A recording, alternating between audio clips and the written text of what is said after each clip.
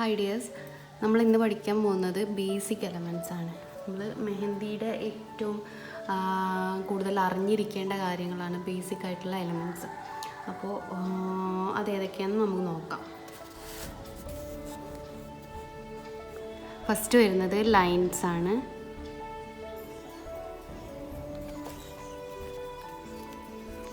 ലൈൻസിൽ ആദ്യം വരുന്നത് thin line.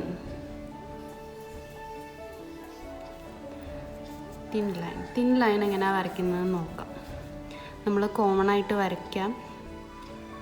ഇതാ ഇങ്ങനെ വരച്ച് കൊണ്ടുപോവാണ് ചെയ്യുക. ഇത് തെറ്റാണ്.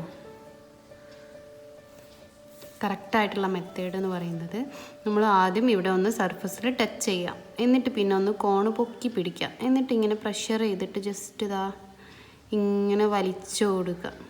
എന്നിട്ട് എവിടെയാണോ നമുക്ക് അവസാനിപ്പിക്കേണ്ടത് അവിടെ ഒന്നുകൊണ്ട് ടച്ച് ചെയ്ത് കൊടുക്കുക.